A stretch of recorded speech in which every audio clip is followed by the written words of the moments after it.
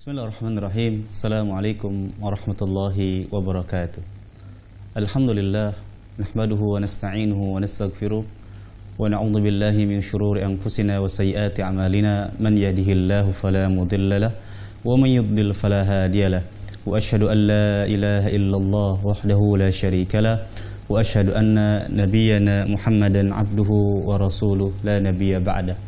Alhamdulillah, segala puji hanya milik Allah Subhanahu wa taala, dan tak lupa kita bersalawat kepada Nabi kita yang mulia sallallahu alaihi wa alihi wasallam beserta para keluarga, para sahabat serta para pengikutnya yang senantiasa istiqomah berpegang teguh di atas sunnah Nabi yang mulia sallallahu alaihi wa alihi wasallam.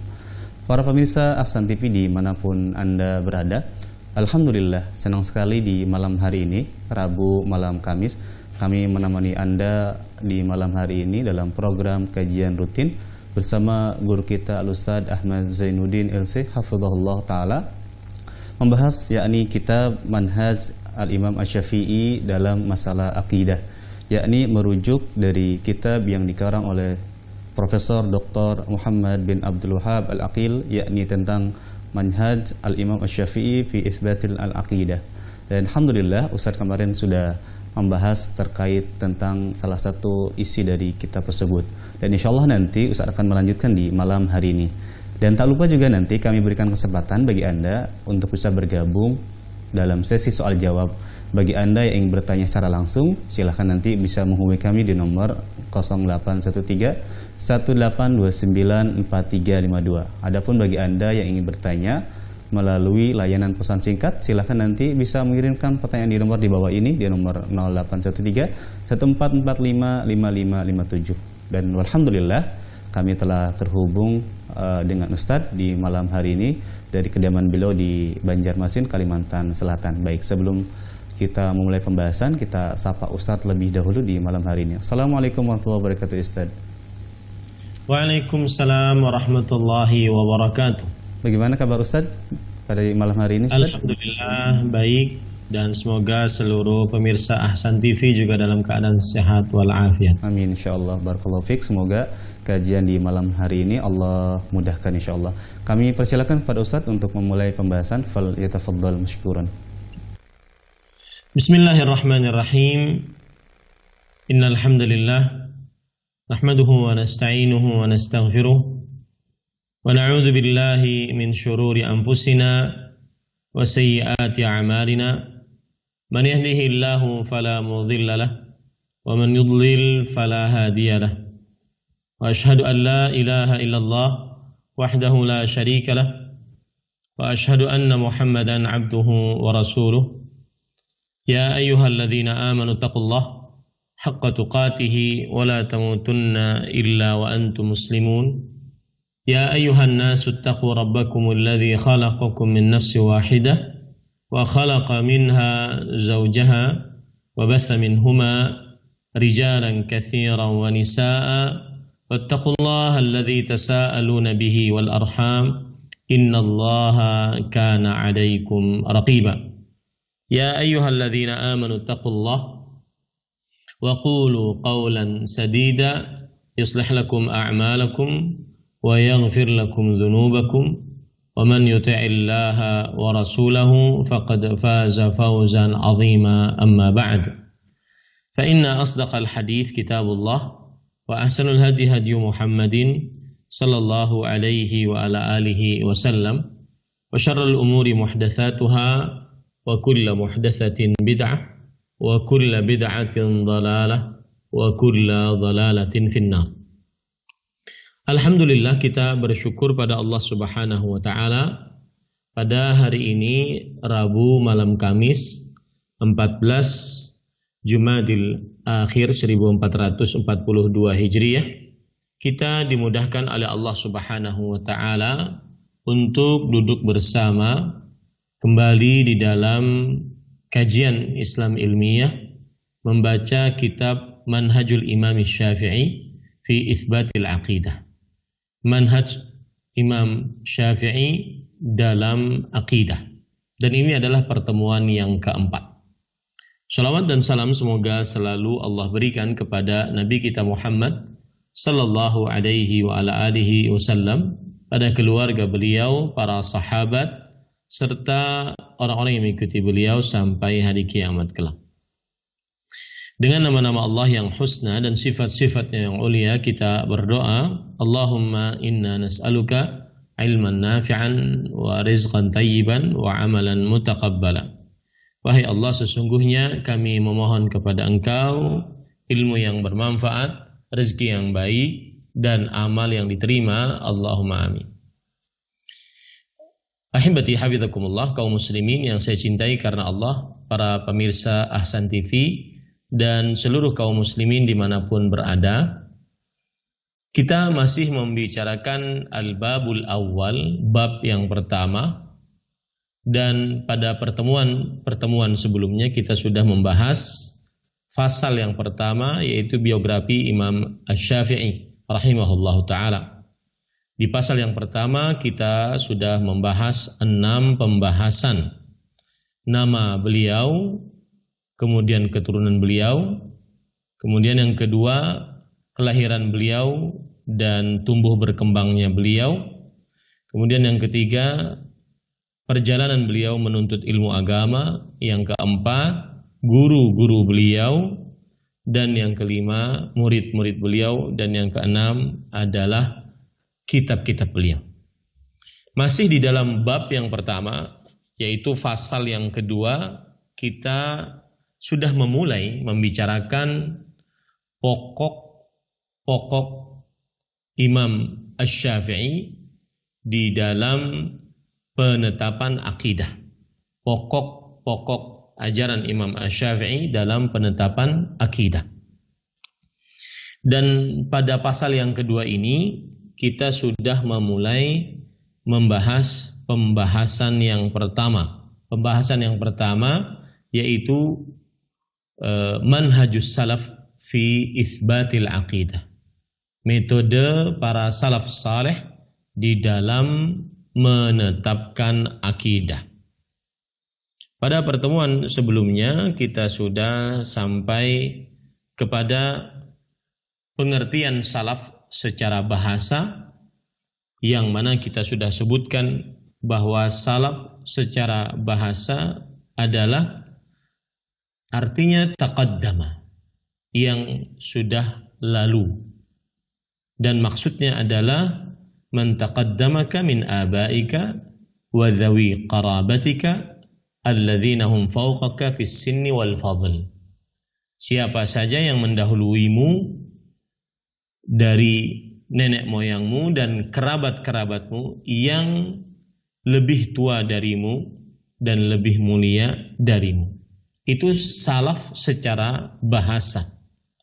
Karena kita membahas pembahasan pertama dalam fasal yang kedua, yaitu manhajus salaf fi itsbatil aqidah. Otomatis kita atau penulis menyebutkan tentang arti salaf. Adapun salaf secara istilah syariat, maka kita sudah sebutkan bahwasanya salaf secara istilah syariat artinya adalah ma kana alaihi sahabatul kiram ridwanullahi alaihim wattabi'una lahum bi ihsan ila yaumiddin. Apa saja yang di atas ajaran para sahabat radhiyallahu anhum dan para tabi'in, orang-orang yang mengikuti mereka dengan baik sampai hari kiamat. Wa atba'uhum wa a'immatud din mimman syahida lahu bil imamah wa urifa 'idhamu sya'nihi fid din.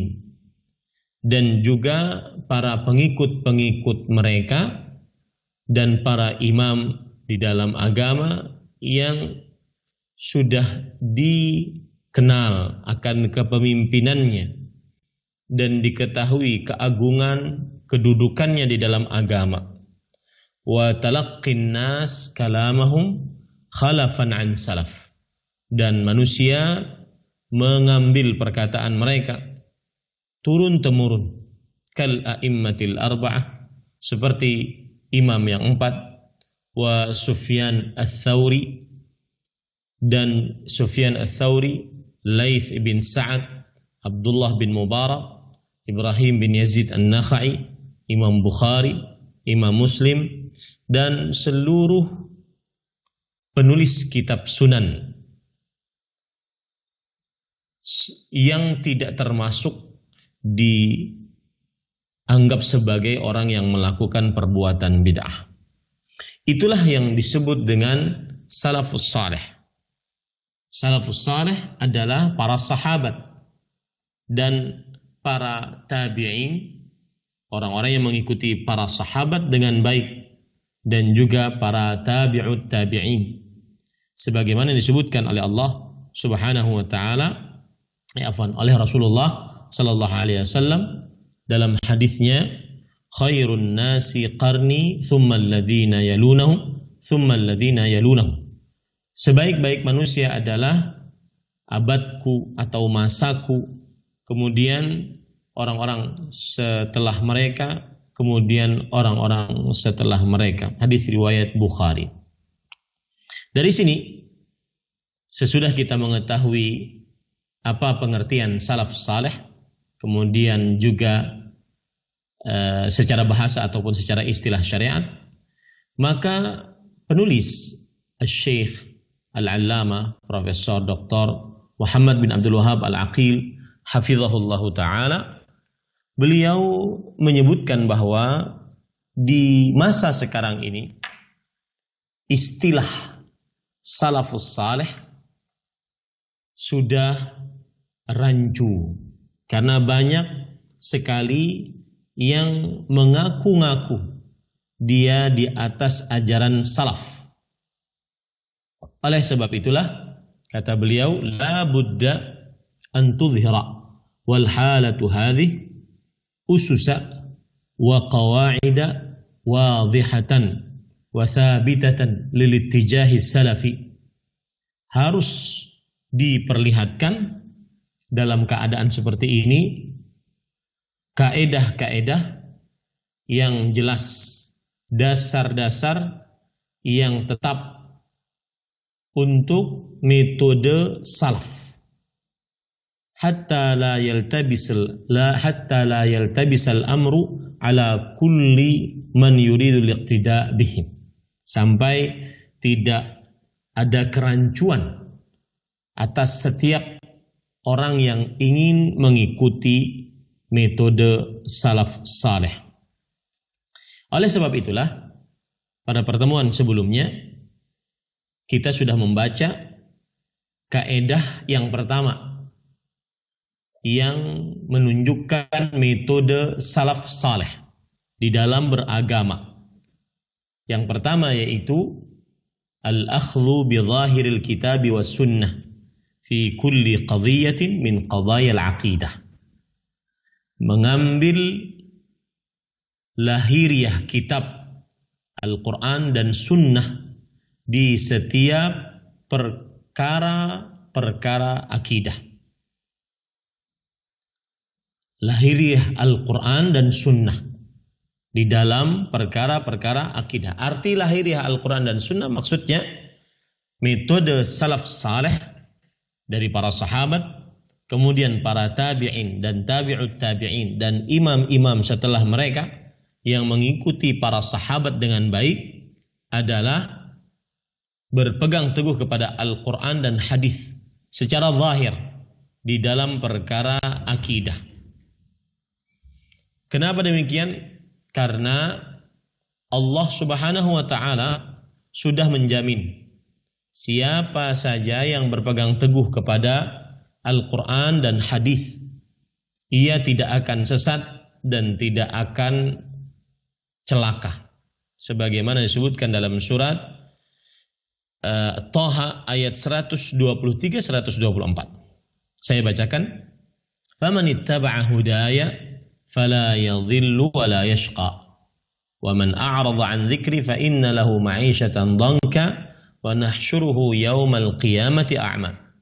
Maka siapa saja yang mengikuti petunjukku, maka dia tidak akan sesat dan tidak akan merugi.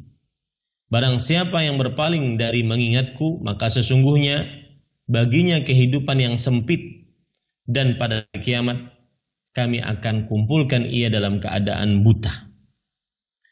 Abdullah bin Abbas radhiyallahu anhuma menafsiri ayat ini sebagaimana yang disebutkan di dalam kitab Ad-Durrul Manthur. Kata beliau, takaffalallahu liman qara'al Qur'ana wa 'amila bima fihi alla yadhilla fid dunya wa la yashqa fil akhirah. Allah menjamin siapa yang membaca Al-Quran dan mengamalkan apa yang ada di dalamnya, maka dia tidak akan sesat di dunia dan sengsara di akhirat.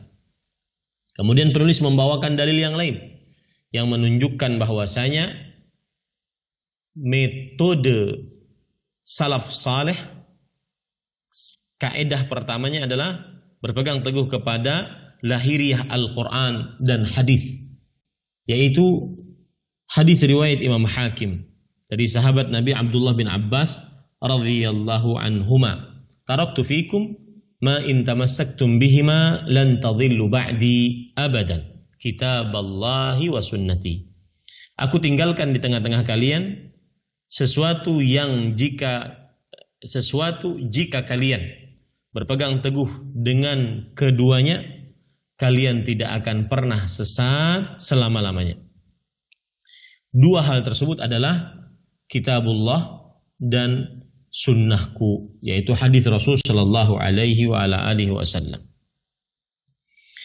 Para ikhwan yang dirahmati oleh Allah Subhanahu wa taala, dan kemudian penulis Syekh Al-Allamah Profesor Dr. Muhammad bin Abdul Wahhab Al-Aqil rahimahullah hafizahullah taala, dan termasuk yang paling besar untuk berpegang teguh dengan Al-Quran dan hadis agar benar-benar memahaminya adalah perkara akidah. Saya ulangi, min a'zami ma yutamassaku bil kitabi was sunnah min ajli fahmihi umurul aqidah. Termasuk perkara yang paling agung untuk berpegang teguh dengan Al-Quran dan sunnah agar bisa memahaminya adalah perkara akidah. Artinya, seseorang apabila berpegang teguh kepada Al-Quran dan hadis, maka dia mudah memahami akidah yang benar. Kenapa tidak berpegang teguh kepada akal? Dijelaskan oleh penulis, li'anna al-uqula la tastati'u ma'rifatu dzalika bitafsil illa an tariqil wahyi. Karena yang namanya akal manusia tidak sanggup mengenal akidah dengan rinci kecuali dari sisi wahyu. Maka kapan saja seorang muslim berpegang teguh kepada wahyu, Al-Quran dan sunnah, maka berarti dia sudah berpegang teguh kepada tali Allah yang kuat, dan dia akan diberi petunjuk oleh Allah kepada jalan yang lurus.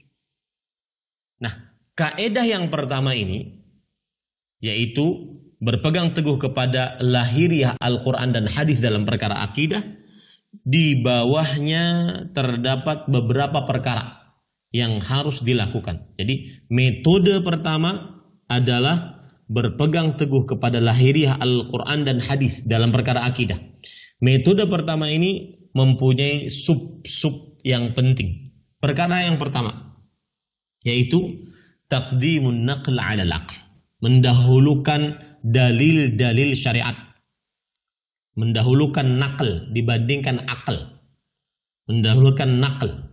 Nakal di sini maksudnya adalah dalil-dalil syar'i dari Al-Quran dan hadis dibandingkan akal, ya. Yang mana Syekh mengatakan, wal muradu bil aqli al adillatul aqliyah allati ibtada'aha ulama'ul kalam wattakhadhuha dinan wa akhda'u nusus asy-syar'iyyati laha. Nususus syar'iyyata laha. Dan yang dimaksud dengan akal adalah dalil-dalil logika yang dibuat-buat oleh ahli kalam, dan mereka menjadikannya sebagai agama, ajaran, ya. Logika dijadikan sebagai ajaran, dan mereka merendahkan dalil-dalil syar'i disebabkan karena mereka ingin mengagungkan akal. Kemudian Syekh Al-Allamah, penulis hafizahullah ta'ala, menjelaskan bahwa ketika mendahulukan dalil-dalil syar'i, naql dibandingkan akal, dibandingkan logika, bukan berarti para salaf saleh mereka yu'attiluna uqulahum. Bukan berarti para salaf saleh, para sahabat dan para tabi'in, tabi'ut tabi'in dan para imam yang mengikuti para sahabat dengan baik, mereka buang-buang akal mereka. Mereka mematikan akal mereka. Tidak. Ya, tetapi maksudnya adalah annahum la yasukuna fi taqril aqidah maslaka ahli al-kalam fil istidlal bil aql wahdahu fil umur allati la yastati'uha wa yarudduna an-nusus asy-syar'iyyah allati tu'adidu dalilahum al-aqli. Maksudnya adalah bahwasanya para salaf saleh mereka bangun akidah mereka tidak seperti ahli kalam, yaitu berdalilkan akal semata di dalam perkara-perkara yang tidak disanggupi oleh akal tersebut.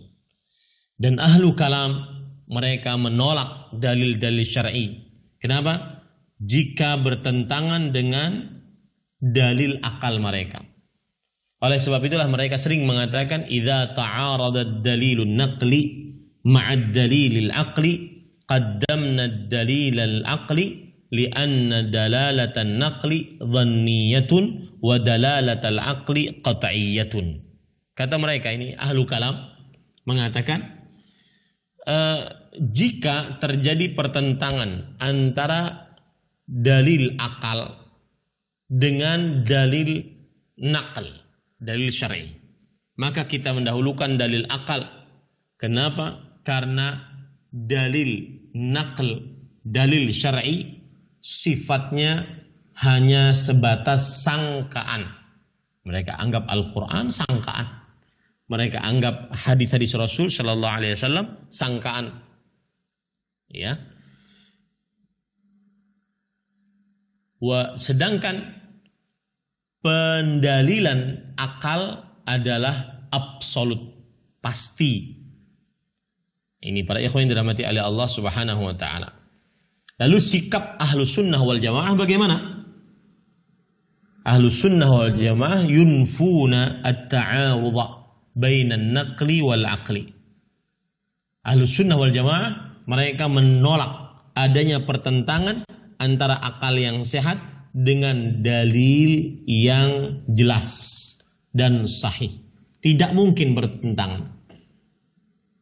Kemudian penulis membawakan perkataan Imam Ibnu Abil Izz Al-Hanafi di dalam kitab Syarh Al-Aqidah Tahawiyah.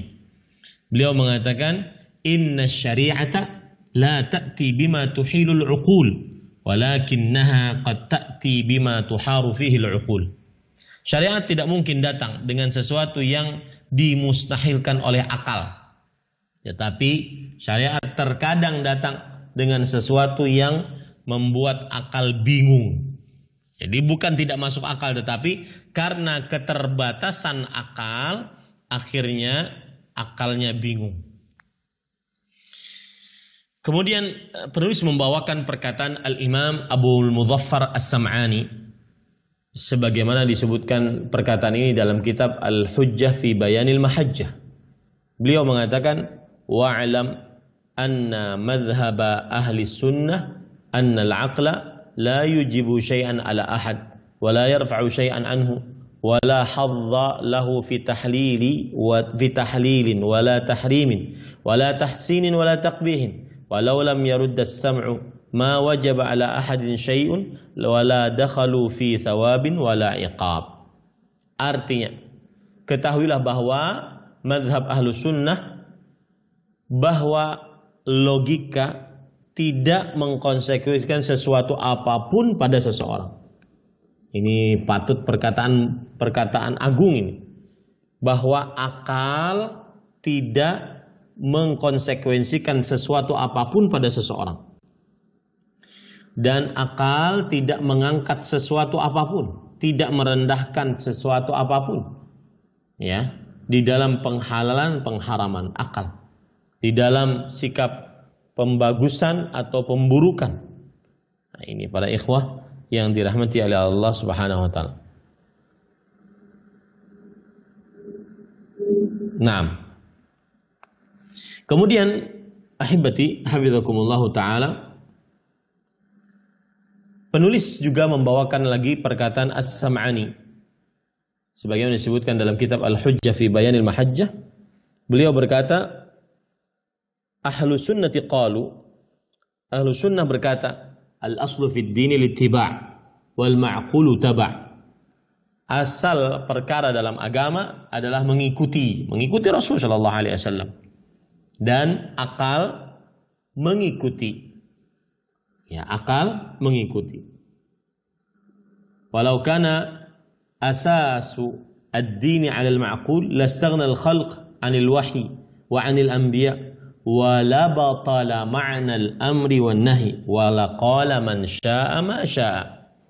Kalau seandainya dasar agama atas sesuatu yang ma'qul, hanya berdasarkan logika, dasar agama hanya berdasarkan logika, maka niscaya makhluk tidak perlu lagi wahyu, tidak perlu para nabi, dan akhirnya batallah makna dari amar ma'ruf nahi mungkar, dan akhirnya akan mengatakan siapa saja sekehendaknya, apa saja sekehendaknya.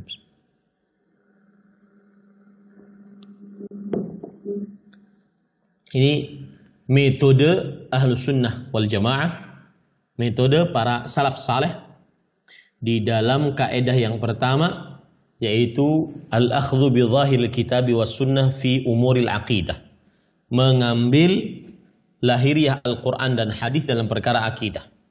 Kaedah pertama ini di bawahnya sub. Apa itu? Taqdimun naql 'ala al-'aql, mendahulukan dalil-dalil syar'i di atas logika. Taib. Masih berkaitan dengan itu, penulis membawakan perkataan Syekhul Islam Ibnu Taimiyah rahimahullahu taala.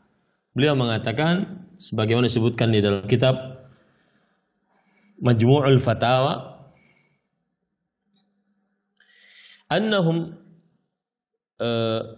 yu'thiruna kalam Allah ala kalami ghairihi min kalami asnafin nas wa yuqaddimuna hadiyan Muhammadin sallallahu alaihi wasallam ala hadi kulli ahad wa yattabi'una atharahu sallallahu alaihi wasallam batinan wa zahiran.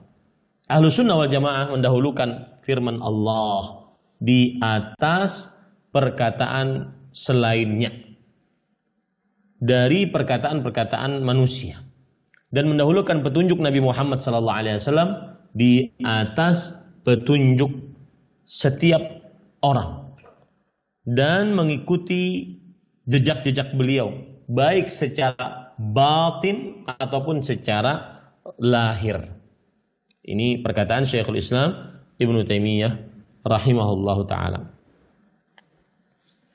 Kemudian ahibati hafizakumullah taala, Imam Ibnu Taimiyah rahimahullah juga mengatakan, wa mimma yanbaghi an yu'lam, dan termasuk hal yang patut diperhatikan, annal Qur'ana wal haditsa idza arafa tafsirahu min jihatin Nabi sallallahu alaihi wasallam lam yahtaj fi dzalika ila aqwali ahli lughah.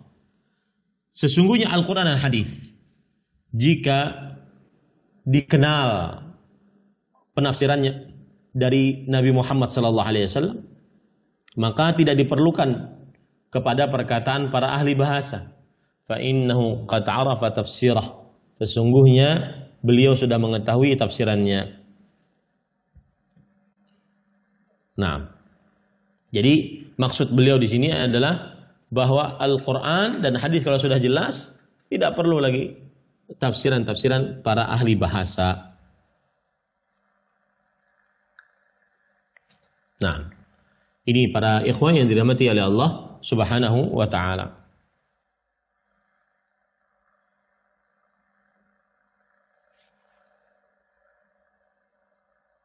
Kemudian para ikhwan yang dirahmati oleh Allah Subhanahu wa taala, beliau kemudian mengatakan fakana al-Qur'anu huwal imam alladhi yuqtada bih.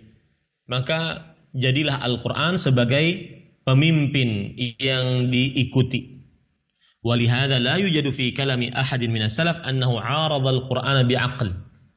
Maka oleh sebab itu tidak ada dari perkataan seorang pun dari ulama salaf saleh bahwa ia menentang Al-Qur'an dengan akalnya, atau dengan pendapat, atau dengan analogika, atau dengan perasaan, atau dengan mukasyafah, dengan hal-hal yang dia anggap nampak ataupun terbuka untuknya. Tidak pernah para salafus saleh mengatakan seperti itu.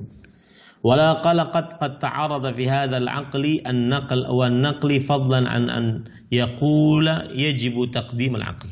Dan juga tidak pernah kita dengar dari perkataan para salaf saleh, para sahabat, para tabi'in, para tabi'un tabi'in, para imam yang mengikuti para sahabat dengan baik, tidak pernah kita dengar para sahabat radhiyallahu anhum mereka mengatakan telah terjadi pertentangan antara akal dan dalil. Ya. Tidak pernah terdengar perkataan itu, apalagi sampai mengatakan wajib mendahulukan akal dibandingkan dalil. Nah, kemudian para ikhwan yang dirahmati oleh Allah Subhanahu wa taala, ini perkara akidah juga. Syekhul Islam mengatakan walam yakunis salafu yaqbaluna mu'aradat al-ayati illa bi ayah ukhra tufassiruha wa tansakhuha au bi sunnatir rasuli sallallahu alaihi wasallam. Dan para salafus saleh mereka tidak menerima pertentangan antara ayat kecuali dengan ayat yang menjelaskannya, yang menghapus hukumnya dengan sunnah Rasul sallallahu alaihi wasallam. Karena yang namanya sunnah Nabi Muhammad sallallahu alaihi wasallam menjelaskan Al-Qur'an dan menunjukkan kepada yang baik-baik. Menjelaskan Al-Quran dan menunjukkan atas apa yang ada dalam Al-Quran dan menerangkan apa yang ada dalam Al-Quran tersebut. Oleh sebab itulah Syekhul Islam Ibnu Taimiyah rahimahullah ta'ala, beliau menulis kitab judulnya Dar'u Ta'arudin Al-Aqli wan Naql, yaitu tidak ada pertentangan antara akal dengan nakal. Tidak mungkin terjadi pertentangan antara dalil syar'i yang sahih dengan akal yang selamat. Ya, tidak mungkin terjadi pertentangan. Inilah perkara yang pertama di dalam kaidah yang pertama. Perkara yang pertama yaitu mendahulukan dalil-dalil syar'i dibandingkan akal. Mendahulukan dalil-dalil syar'i dibandingkan akal.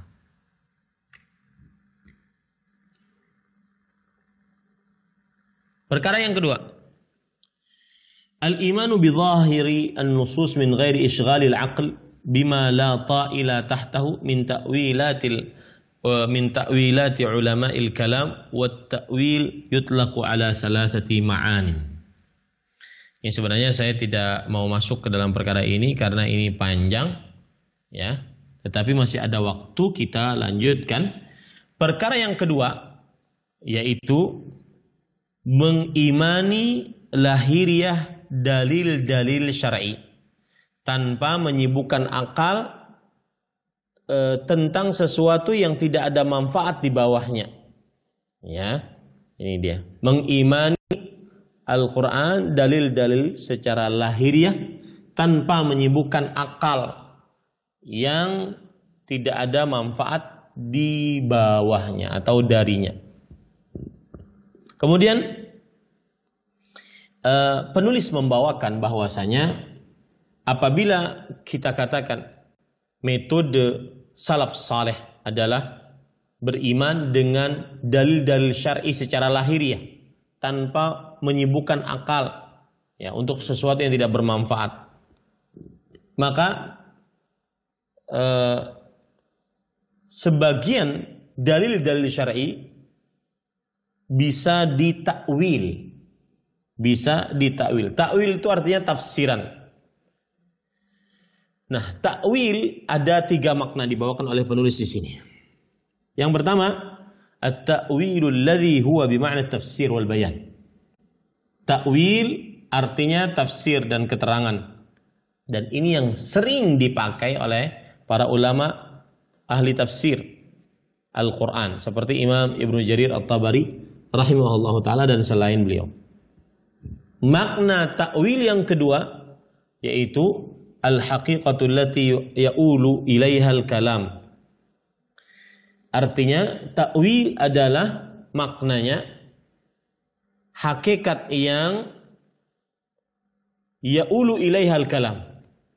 Hakikat yang seluruh perkataan menuju kepadanya. Hakikat yang seluruh perkataan menuju kepadanya. Ini disebut dengan ta'wil. Allah Subhanahu wa taala berfirman, "Hal yanzuruna illa ta'wilah." Apakah kalian menunggu-nunggu? Tidak ada yang kalian tunggu kecuali ta'wilnya. Ta'wilnya di sini maksudnya adalah sesuatu yang menjadi akhir dari perkataan. Kemudian makna ta'wil yang ketiga, sarful lafz minal ma'na al-qarib ila ma'na ba'id. Yahtamiluhu an-nass liqarinatin dallat alaih. Wa hadha haqqun wa lahu syurutun li sihhatih. Yang artinya makna dari ta'wil adalah memalingkan lafal dari maknanya yang dekat kepada maknanya yang jauh. Ini makna dari ta'wil yang ketiga.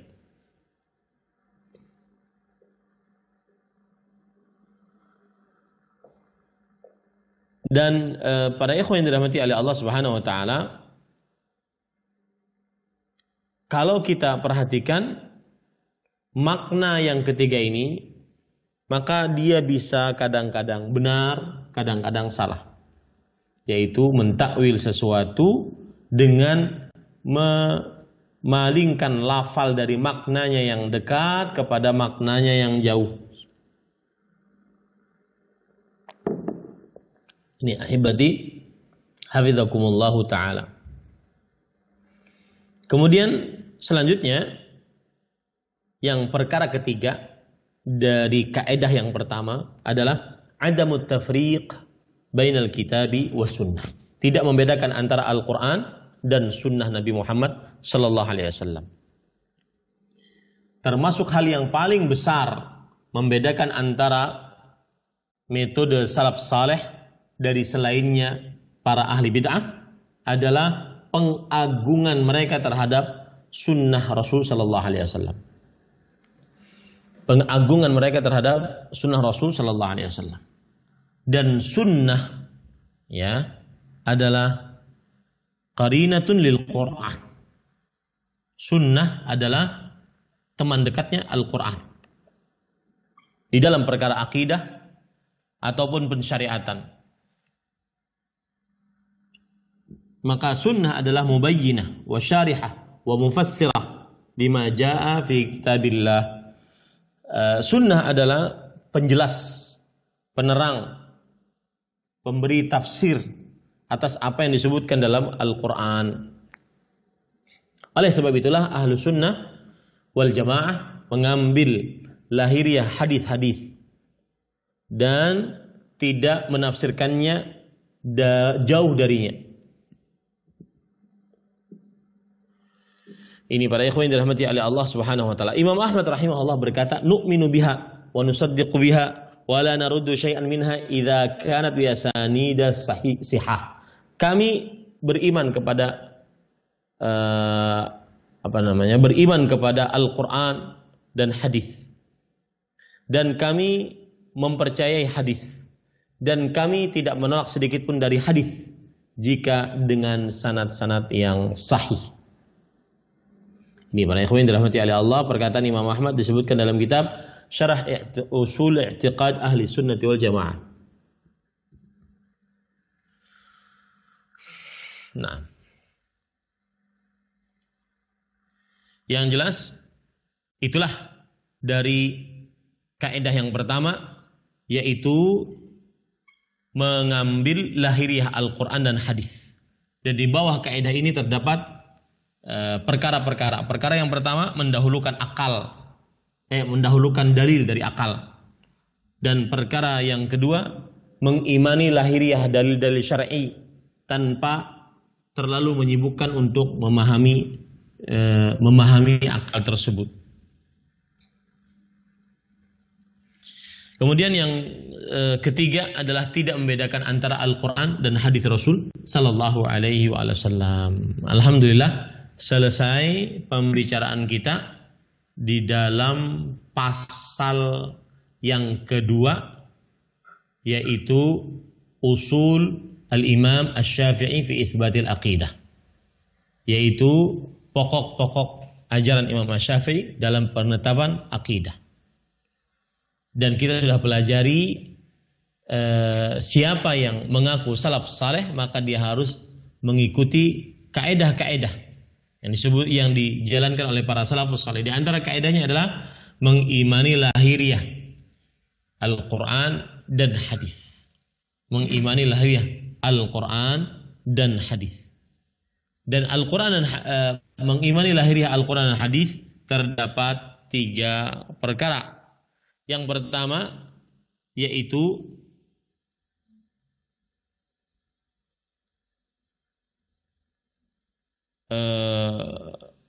mengimani lahiriah Al-Quran dan hadis.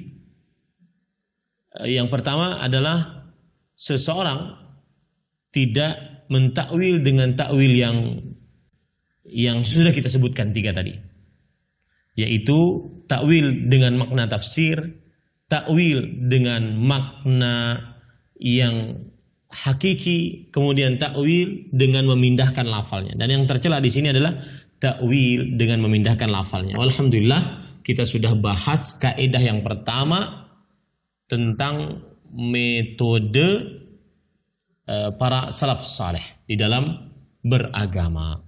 Nah, kita lanjutkan pada pertemuan yang akan datang. Kita sekarang ambil beberapa pertanyaan jika memang ada pertanyaan dari para pemirsa. Wallahu a'lam. Nah, Ustaz, jazakumullah khairan atas penjelasan Ustaz di malam hari ini. Barakallahu fiik. Kami berikan kesempatan bagi Anda para pemirsa Ahsan TV untuk bisa bergabung dalam sesi soal jawab. Bagi Anda yang ingin bertanya secara langsung, silahkan menghubungi kami di nomor 0813 18294352. Adapun bagi Anda yang ingin bertanya melalui layanan pesan singkat, silakan bisa mengirimkan pertanyaan di nomor 0813 14455557. Alhamdulillah sudah ada penelpon yang masuk, Ustaz. Kami persilahkan di malam hari ini. Halo, assalamualaikum warahmatullahi wabarakatuh. Halo. Assalamualaikum warahmatullahi wabarakatuh. Waalaikumsalam warahmatullahi wabarakatuh. Dengan siapa di mana, Pak?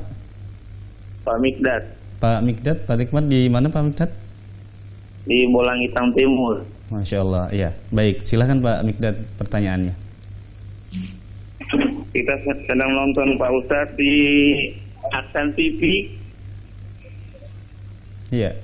Kong ada istri saya ini ada foto. Iya. Ya Ustadz. Cahaya. Dia bilang penuh dengan cahaya ini. Kita bilang mungkin ada amalan mungkin itu.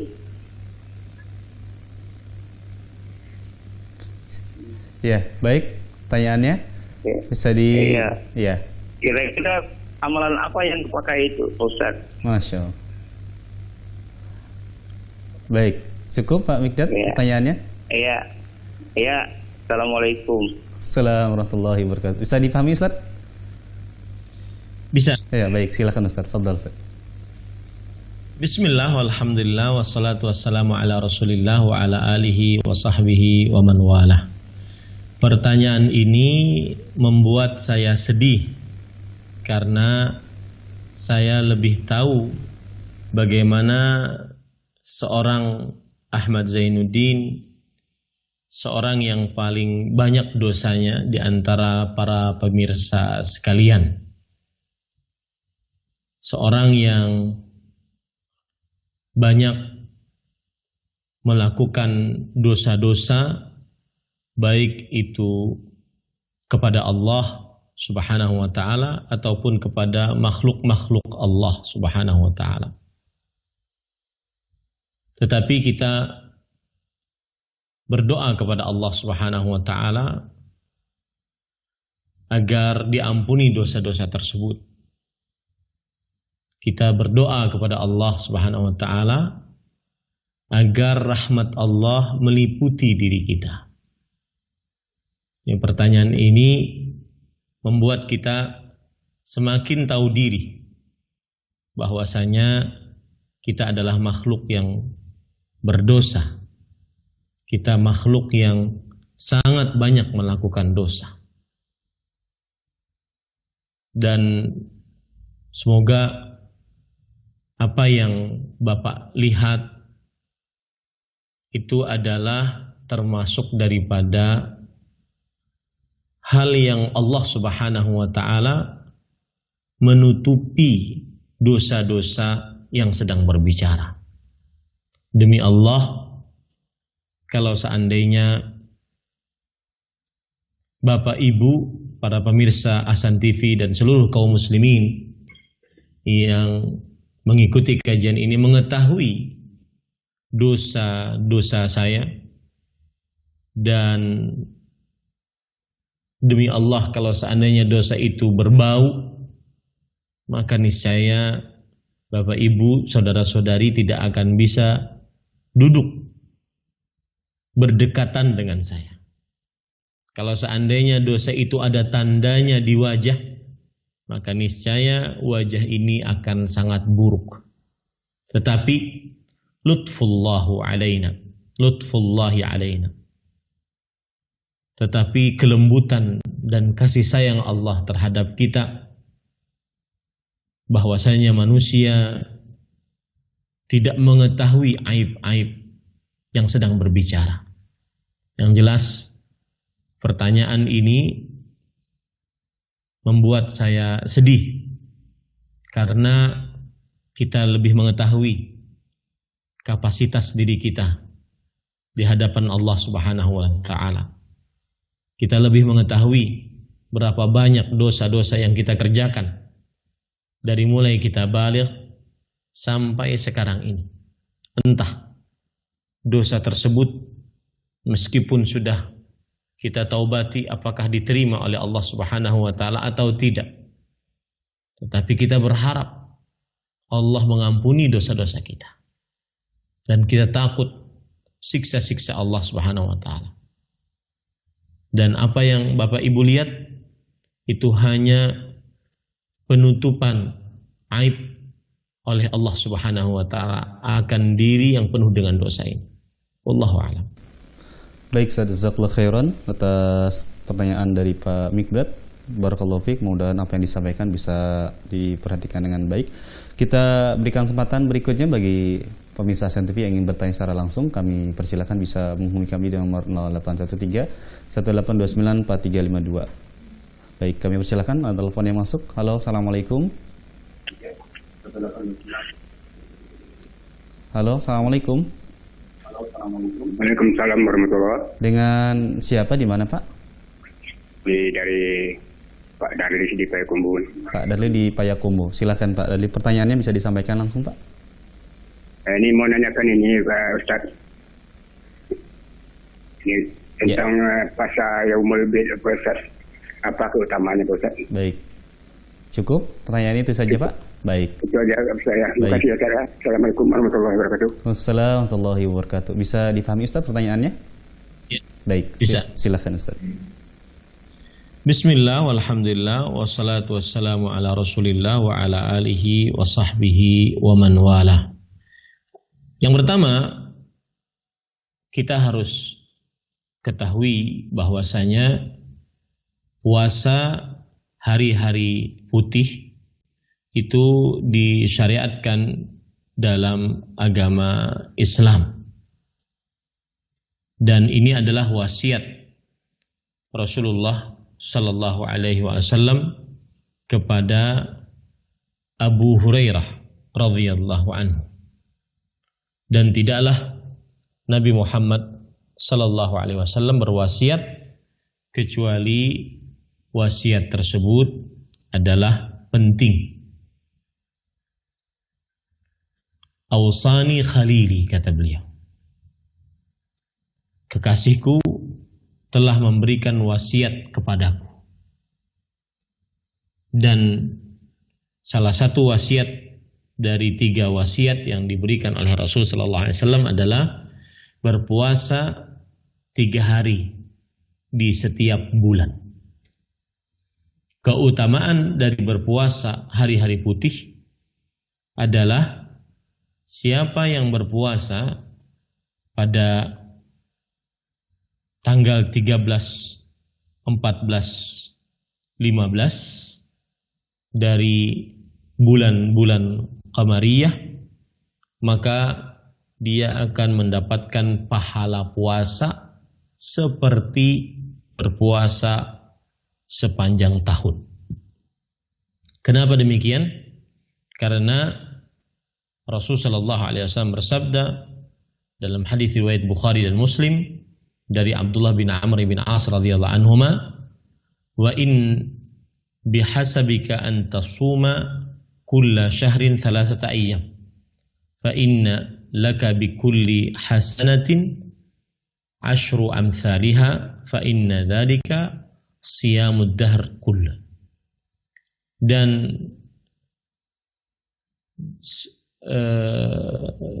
semampumu agar kamu berpuasa di setiap bulan 3 hari, maka sesungguhnya engkau akan mendapatkan di setiap 1 kebaikan dikalikan 10 kebaikan. Maka siapa yang berpuasa 3 hari, seakan-akan dia berpuasa sepanjang tahun. 1 hari puasa tanggal 13 diganjar 10 hari. 14 10 hari berarti sudah 20 hari. 15 10 hari berarti 30 hari. Jika dia kerjakan setiap bulan seperti itu, dia seperti berpuasa sepanjang tahun.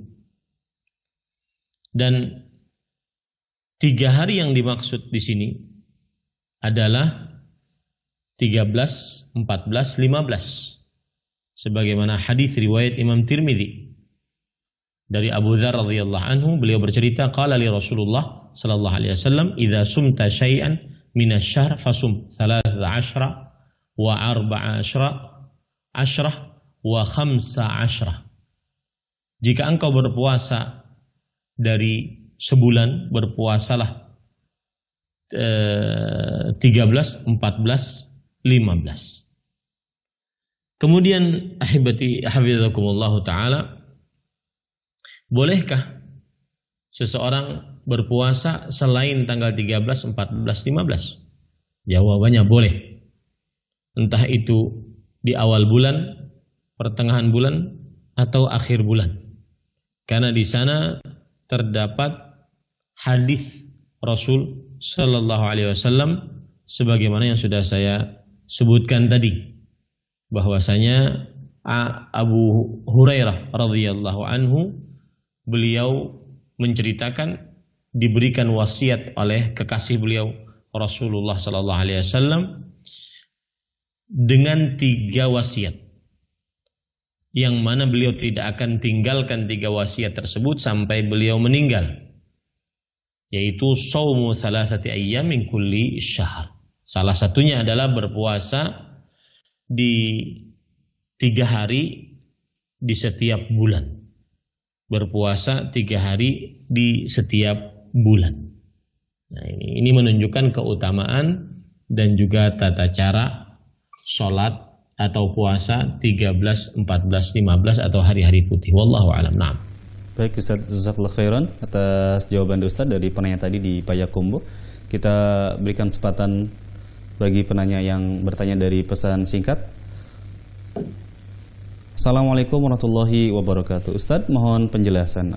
Apakah ada di antara para salaf yang terdahulu yang mentakwil ayat-ayat dan sifat-sifat Allah, Ustaz? Mohon penjelasan dari Ustaz tentang perkara ini. Jazakumullahu khairan, Ustaz.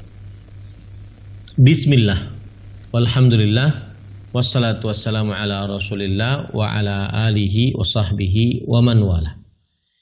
Para ikhwah yang dirahmati oleh Allah Subhanahu wa taala, kita sudah sebutkan tadi bahwa para ulama dari salaf saleh mempunyai kaedah dalam beragama, yaitu mengimani lahiriah dalil-dalil syar'i tanpa menyibukkan diri dengan menggunakan logika yang tidak ada manfaat padanya, yaitu berupa penafsiran atau takwil-takwil ulama ahli kalam.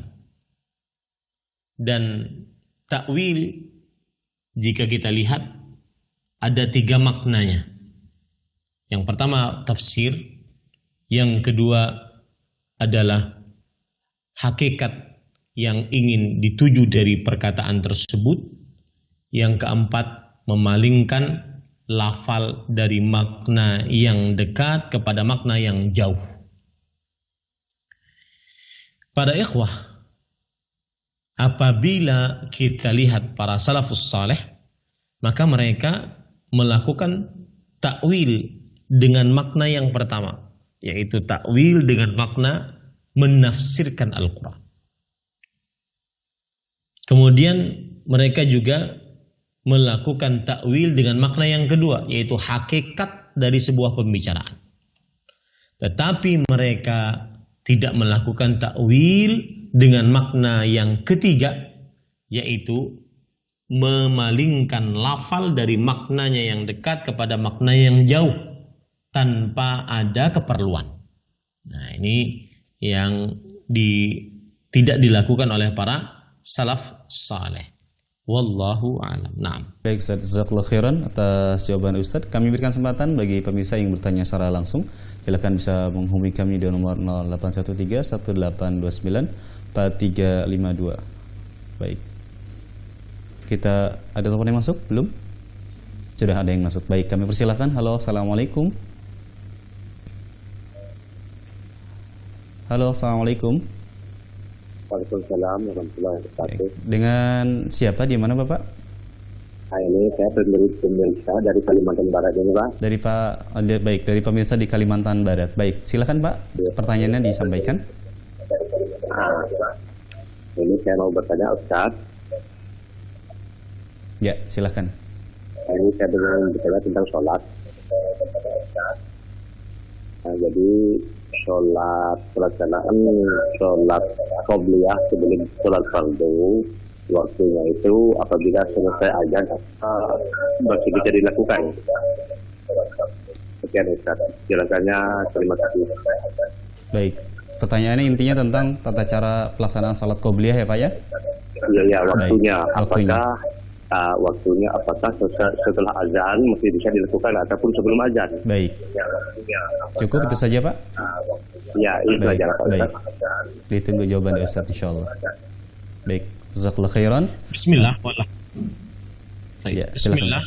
Walhamdulillah. Wassalatu wassalamu ala Rasulillah wa ala alihi wa sahbihi wa man wala. Pelaksanaan salat rawatib. Salat rawatib artinya salat yang mengiringi salat wajib, baik sebelum atau sesudah, adalah dilakukan setelah azan. Setelah dikumandangkan azan, maka dilakukanlah salat rawatib qabliyah. Adapun sebelum azan, maka tidak ada salat yang disebut dengan salat rawatib qabliyah. Tetapi salat rawatib qabliyah dilakukan sebelum azan. Seperti sesudah azan, seperti sesudah azan sholat subuh, sesudah azan sholat zuhur, sesudah azan sholat asar, sesudah azan sholat maghrib, dan sesudah azan sholat isya. Ini semua disyariatkan untuk mengerjakan sholat-sholat rawatib atau qabliyah. Wallahu a'lam. Baik, jazakallahu khairan atas pertanyaan dari pemirsa di Kalimantan Barat. Kita bacakan Ustaz pertanyaan terakhir Ustaz di malam hari ini. Ayo. Baik. Assalamualaikum warahmatullahi wabarakatuh. Ustaz izin bertanya. Saya dari Pak Ulu Jainuri di Muara Uya Tabalong. Ustadz, Al-Quran dan hadis adalah sangat dekat sekali dan itu yang harus didahulukan daripada akal. Nah, pertanyaannya adalah bagaimana jika permasalahan yang dihadapi ini dari kalangan orang yang berbeda pendapat, mana yang harus didahulukan, akal atau Al-Quran dan hadis, Ustaz? Mohon penjelasan dari Ustaz tentang perkara ini. Jazakumullahu khairan. Bismillah, alhamdulillah, wassalatu wassalamu ala rasulillah. Yang didahulukan adalah Al-Quran dan hadis.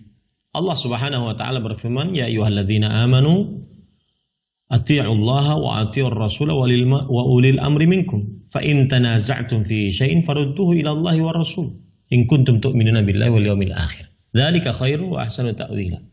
Wahai orang yang beriman, taatilah Allah, taatilah Rasulullah dan ulul amri dari kalian. Ulul amri dari kalian. Dan apabila kalian berselisih dalam sebuah perkara, maka kembalikanlah kepada Allah, yaitu Al-Quran, dan kepada Rasul Sallallahu Alaihi Wasallam, yaitu hadis Rasul Sallallahu Alaihi Wasallam. Maka yang didahulukan adalah Al-Quran dan hadis. Allah Subhanahu Wa Taala juga berfirman, ya ayyuhalladzina amanu la tuqaddimu baina yadayillahi wa rasulih. Wahai orang beriman, janganlah kalian mendahului di depan Allah dan Rasulnya. Nah, ini menunjukkan bahwasanya seseorang apabila terjadi perselisihan di antara para ulama, yang didahulukan adalah dalil dari Al-Quran dan hadis Rasulullah SAW. Dan saya ingin mengingatkan, perbedaan pendapat di antara para ulama tidak menjadikan kita akhirnya boleh melakukan maksiat. Tidak. Boleh melakukan keburukan, tidak. Dengan dalih ini adalah khilaf di antara para ulama, tidak boleh.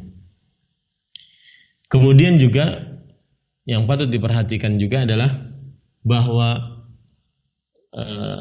seseorang ketika dia mendapati perbedaan pendapat di antara para ulama, maka perkataan para ulama bukan dalil, tetapi perkataan para ulama dicarikan dalil atasnya. Jika perkataan para ulama ada dalilnya, setelah dicarikan dalilnya, maka ini termasuk daripada hal yang boleh kita ikuti. Tetapi jika perkataan para ulama tidak ada dalilnya dari Al-Quran dan hadis Rasulullah SAW, maka kita tidak bisa mengikutinya. Jadi intinya perkataan ulama itu bukan dalil, tetapi dia adalah yang memerlukan dalil. Perkataan para ulama memerlukan dalil, sehingga kita bisa mengamalkan perkataan tersebut. Jika tidak ada dalil perkataan para ulama, maka kita tidak bisa mengamalkan amalan tersebut. Wallahu a'lam. Nah. Baik, alhamdulillah, jazakallahu khairan atas jawaban dari Ustaz. Dari pertanyaan terakhir Pak Jainuri di Muara Uya Tabalong, Kalimantan Selatan, sebagai penutup dari pertanyaan yang disampaikan di malam hari ini, kami ucapkan jazakumullah khairan pada Ustaz Ahmad Zainuddin yang telah memberikan kesempatan waktu bagi kita untuk tetap bisa menimba ilmu dengan beliau, dan kami ucapkan juga jazakumullah khairan kepada seluruh pemirsa Ahsan TV yang telah menyimak dan menyaksikan serta bertanya di malam hari ini. Sekali lagi kami mohon maaf sekali dari sekian banyak pertanyaan-pertanyaan yang disampaikan melalui layanan pesan singkat, tidak bisa kami bacakan satu persatu karena keterbatasan waktu kita di malam hari ini. Dan pertanyaan-pertanyaan ini bisa disampaikan di lain waktu dengan beberapa asatidah yang menyampaikan live di kesempatan waktu yang lain. Kami ucapkan sekali lagi jazakumullahu khairan. Ustaz, sebagai penutup ada ikhtitam yang ingin disampaikan Ustaz di malam hari ini, cukup? Baik. Sebagai penutup saya ingin menyampaikan salah satu hal yang patut kita lakukan sebelum tidur adalah menghitung dosa. Setelah menghitung dosa, maka kita wajib bertekad untuk memperbaiki. Jangan sampai dosa tersebut dilakukan kembali besok hari, dan apabila dosa itu berkaitan dengan hak manusia, maka besok hari segera diselesaikan, meminta halal atau dikembalikan hak orang lain tersebut. Karena dengan menghitung-hitung dosa, kita senantiasa akan dimudahkan hitungannya oleh Allah Subhanahu wa taala. Ini yang bisa saya sampaikan. Sallallahu Nabi Muhammad walhamdulillahirabbil alamin. Wassalamualaikum warahmatullahi wabarakatuh. Waalaikumsalam warahmatullahi wabarakatuh. Jazakumullah khairan atas kalimat penutup yang disampaikan oleh Ustaz. Barakallahu fiik. Saya lagi mengucapkan jazakumullahu khairan. Baik para pemirsa Ahsan TV dimanapun Anda berada, inilah perjumpaan kita. InsyaAllah nanti kita akan saksikan kembali kajian bersama Ustaz di hari Rabu pekan yang akan datang. Mudah-mudahan Allah Subhanahu wa taala senantiasa memberikan kesehatan kepada Ustadz untuk tetap bisa memberikan ilmu kepada kita semua. Allahumma amin. Kami atas nama kru yang bertugas di malam hari ini, mohon maaf jika ada kekurangan dalam memberikan kajian atau memberikan pelayanan di malam hari ini. Kita tutup dengan doa kafaratul majlis. Subhanakallahumma wa bihamdika asyhadu an la ilaha illa anta astaghfiruka wa atubu ilaik. Assalamualaikum warahmatullahi wabarakatuh.